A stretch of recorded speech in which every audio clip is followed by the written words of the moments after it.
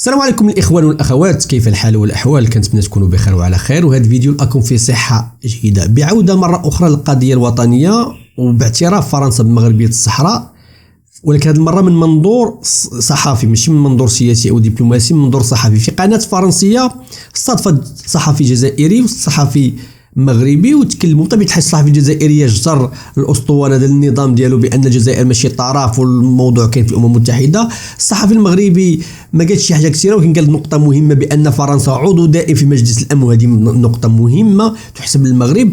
وواحد الخبير قانوني حقوقي من بلجيكا غادي تقمعوا المذيعه، غادي تحرجوا واحد الاحراج. انت كتقول المغرب ما عندوش حق يستغل الثروات والاتحاد الاوروبي والاتفاقيات، بلادك اللي هي بلجيكا معترفه بمغربيه الصحراء، والمركز يعني مقر ديال الاتحاد الاوروبي كاين في بلجيكا. اش كترون نتايا؟ هذيك امور قالت لي الواقع راه ماشي هو هذاك الشيء. ولكن بغيتكم تركزوا لي على واحد النقطه قالها الصحفي اللي كاين في بلاطو مهمه، وهو قرار ديال ماكرون في هذا الوقت بالضبط. غادي نناقشوا في اخر الفيديو لانه قرار مهم وكيعني الكثير بزاف. كنت اول مره طبيعه الحال كتجي القناه نكدو واحد لايك واشتراك. شكرا بزاف الناس اللي كيديروا لايك قبل ما الفيديو. شوف ليا واجي نناقشوا في الاخير. Également en Algérie, au Maroc, pour connaître les réactions sur place à cette décision du président Emmanuel Macron de prendre fait et cause pour le Maroc, alors que la France tentait jusqu'à présent d'observer une prudence diplomatique. Et ce contentieux du Sahara occidental est vieux de 50 ans. C'est un contentieux qui est très complexe. Petit cours d'histoire, quelle est son origine ? Alors l'origine, c'est qu'à l'origine, c'était une colonie espagnole parce que les Européens, dans le congrès de Berlin en 1878, s'étaient permis de se partager la région, et ce qu'on appelle aujourd'hui le Sahara occidental a échu à l'Espagne. Alors l'Espagne, en 1975, au moment où le général Franco a agonisé, décidé de se séparer de ce territoire et donc de se retirer. Elle a entamé le retrait entre 1975 et 1976. Et c'est à ce moment-là que le Maroc et aussi la Mauritanie ont mis en avant leurs droits historiques sur ce territoire. Donc le Maroc a enclenché ce qu'on a appelé à l'époque la marche verte, c'est-à-dire 350 000 civils marocains se sont précipités, sont entrés dans ce territoire avec des drapeaux marocains pour affirmer l'appartenance et le rattachement de ce territoire au royaume chérifien. Les Mauritaniens aussi réclamaient leur part. Du coup, la population, une partie de la population sahraoui, ce qui donnera plus tard le Front Polisario, déclenche une lutte armée.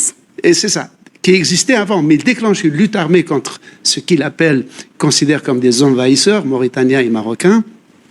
Résultat, pour faire court, les Mauritaniens, suite à un coup d'État, renoncent à leurs revendications sur leur partie du sud du Sahara occidental, que le Maroc s'empresse de réclamer pour lui-même. Donc, une guerre éclate, le Polisario proclame la création d'une république arabe démocratique sahraoui le 27 février 1976. C'est une république qui est reconnue aujourd'hui par l'Union africaine, mais pas par l'ONU, pas par la Ligue arabe, pas par l'Union du Maghreb arabe, ni par l'organisation de la conférence islamique. Mais elle est reconnue quand même par une vingtaine d'États. Donc, résultat, il y a eu cette guerre. Et en 91, pour mettre fin à cette guerre qui s'enlisait, l'ONU décide d'organiser un cessez-le-feu et de proposer un référendum d'autodétermination. On va revenir sur cette question. Mais d'abord, pourquoi est-ce que Emmanuel Macron décide en plein été de trancher, puisque c'est un contentieux entre le Maroc et l'Algérie, pourquoi est-ce que Emmanuel Macron décide de trancher, de suivre la voie marocaine? Et pourtant, il avait parlé d'une trêve olympique, je crois. Mais pourquoi alors cette décision comme ça cet été? Écoutez, c'est une question, c'est une véritable énigme sur laquelle, notamment la presse algérienne ou la presse espagnole, ont écrit déjà beaucoup de choses. Alors, ce qu'on peut remarquer, c'est que le président, c'est comme, première chose, message interne, le président a voulu montrer que, constitution de gouvernement ou pas, il est le chef de l'État et le chef des armées, donc il n'arrête pas, vacances ou pas, il prend des décisions, même des décisions majeures, avec des conséquences énormes, comme celle-ci.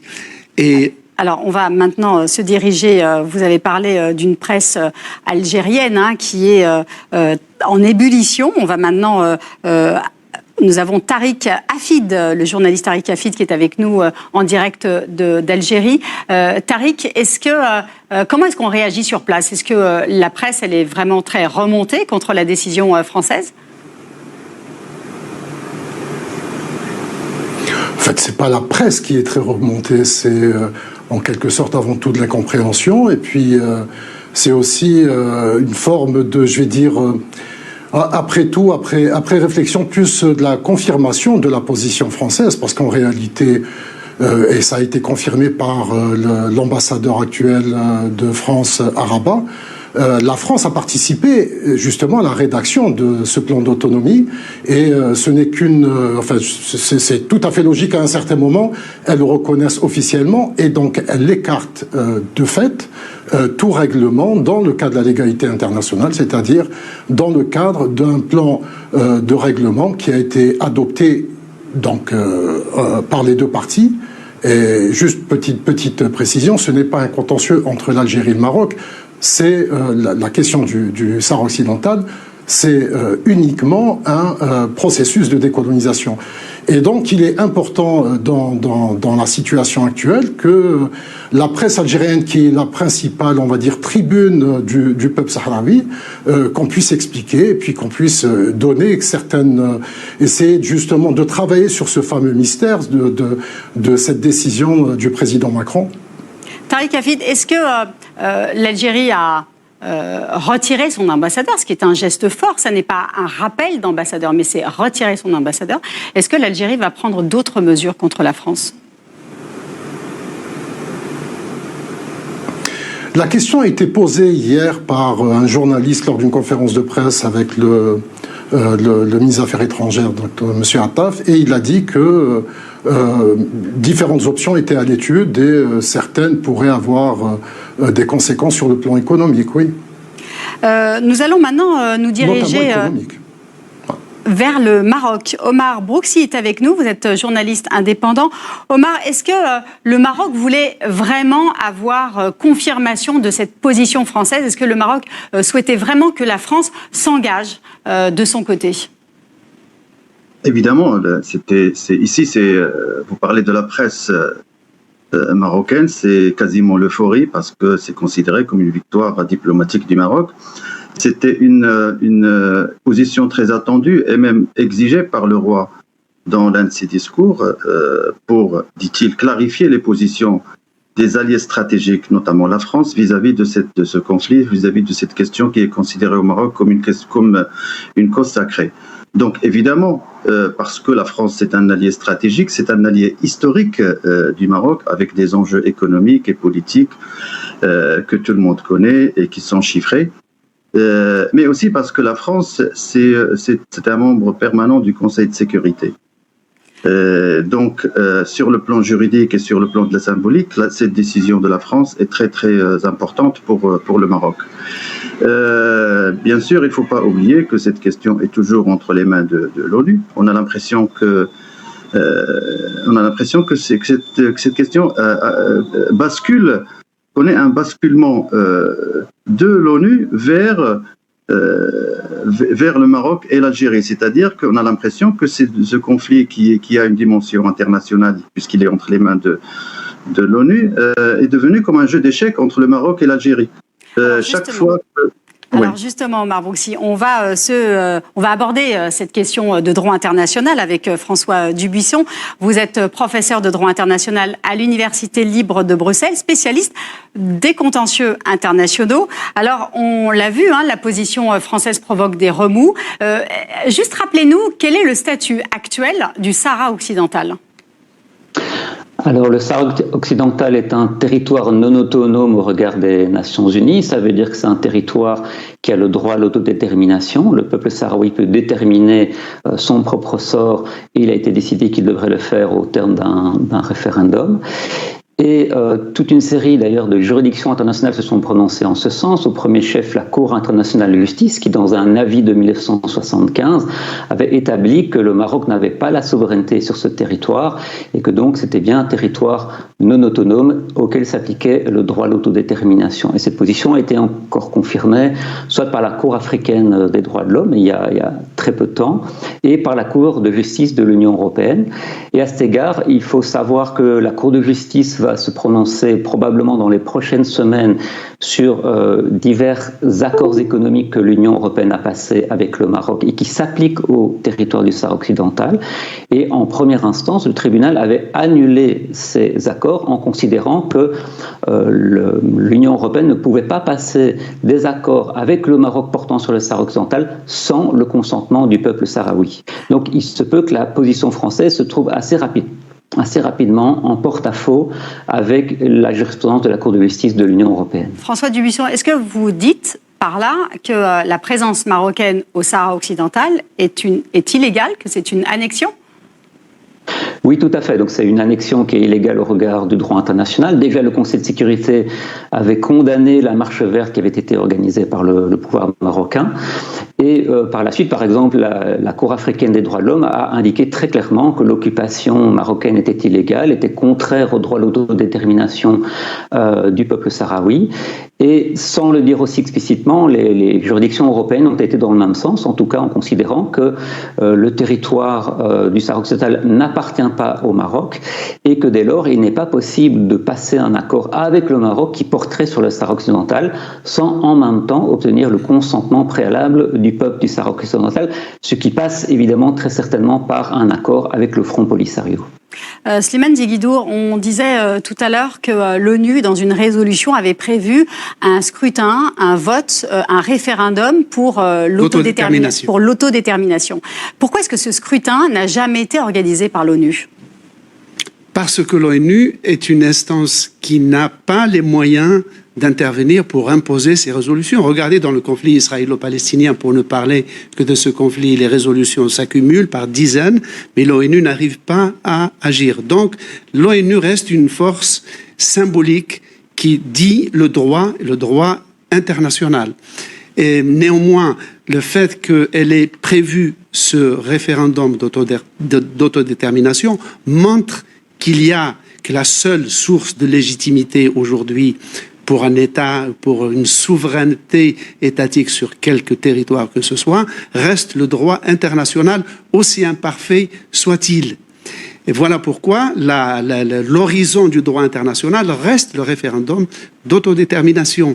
Maintenant, qu'il y ait des relations que sur un plan bilatéral, qu'un État reconnaisse la marocanité du Sahara ou admette, comme la France, qui ne dit pas la marocanité du Sahara. La France dit que c'est seulement dans le plan marocain d'autonomie qu'on peut trouver une solution au problème, ce qui est une façon indirecte de reconnaître la marocanité du Sahara. Donc, est-ce que les relations de reconnaissance bilatérale, de gré à gré, d'État à État, peuvent finir en s'accumulant par constituer une légitimité parallèle au droit international, ou est-ce qu'il faut, en fin de parcours, passer néanmoins par le droit international? Omar Broussi, est-ce que vous pensez que le Maroc acceptera de passer par le droit international avec un scrutin, par exemple? C'est le Maroc qui a mis le dossier du Sahara occidental entre les mains de l'ONU. C'est-à-dire que le Maroc, dès 1981, a décidé de remettre ce dossier entre les mains de l'ONU.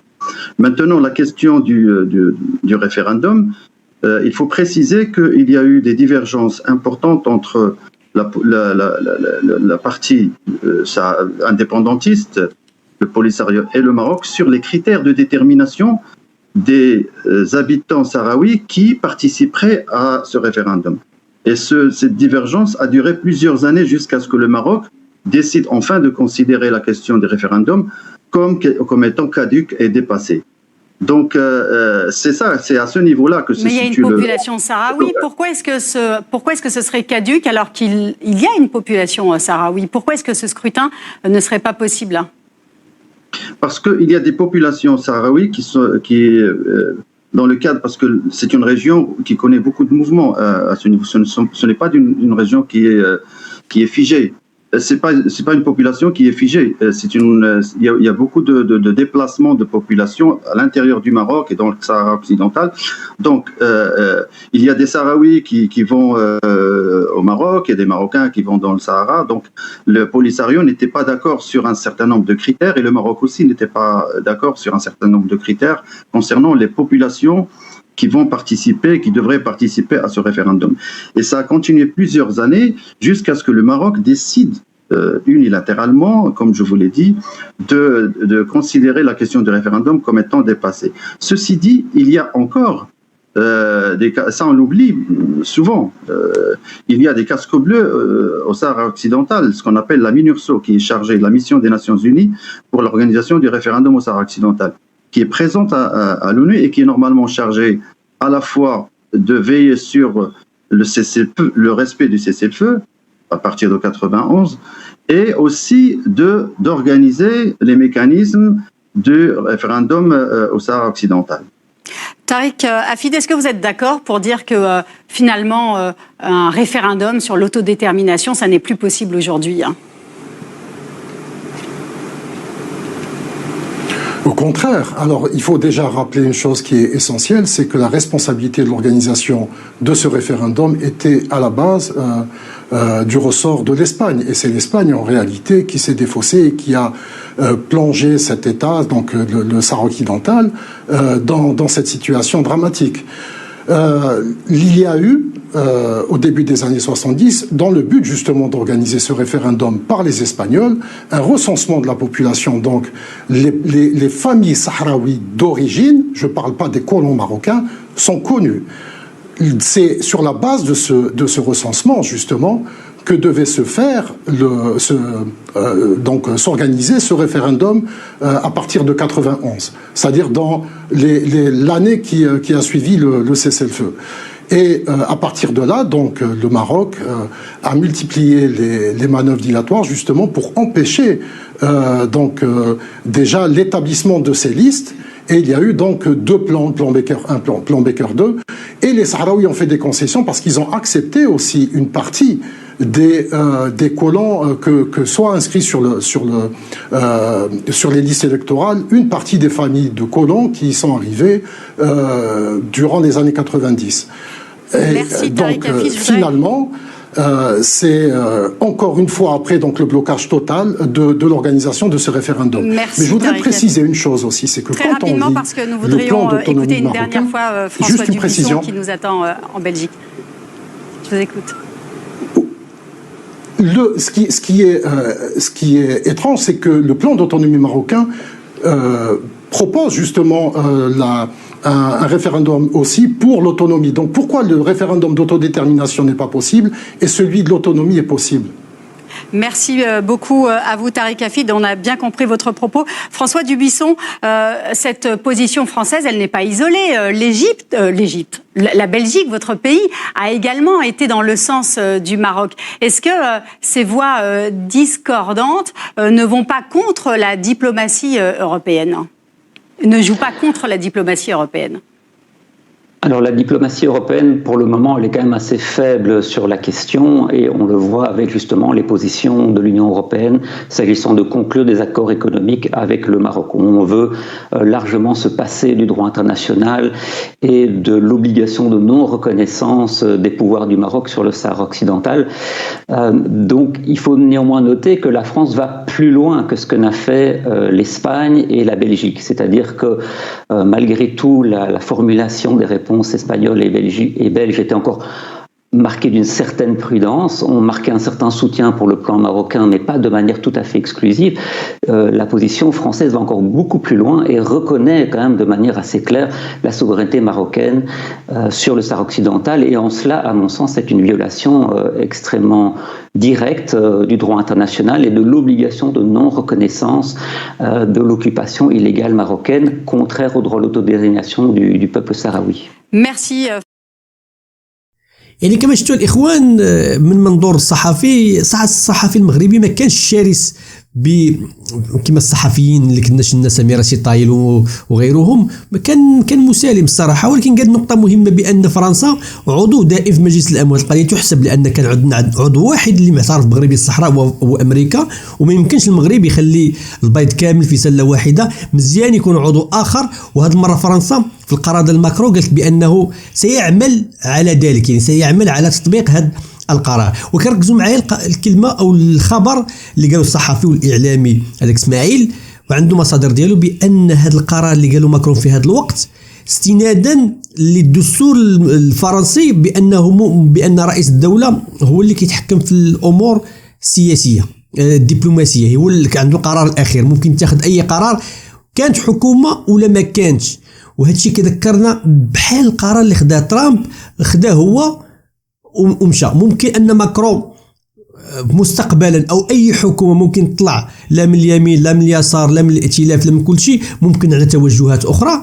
المهم القرار تخاد من رئيس الدوله، ورئيس الدوله في الدستور داخليا. وهذا الميساج قال لك راه دوزو ماكرون بانه رئيس الدوله عنده الحق ياخذ قرارات، حتى ممكن انه ياخذ قرارات الحرب، قرارات مهمه بحال قرار الاعتراف المغربي الصحراء، رغم انه عنده عواقب ممكن تكون وخيمه. تفاعل معايا في هذا الموضوع، اشنو بان لك في الكلام ديالهم في هذه وجهه النظر الصحفيه؟ كتب لك الصحافه الجزائريه راه باينه تابعه لمن راهي كتطبل النظام. الصحفي المغربي ما قالش حاجه كثيره، ولكن قال نقطه مهمه. وكذلك القمعه اللي قمعات الاعلاميه لهذاك البلجيكي. تفاعل معايا في هذا الموضوع، اكتب لي الراي ديالك. شكرا، نسكيدوا لك مثلا الفيديو، اللقاء فيديو اخر ان شاء الله. تهلاو.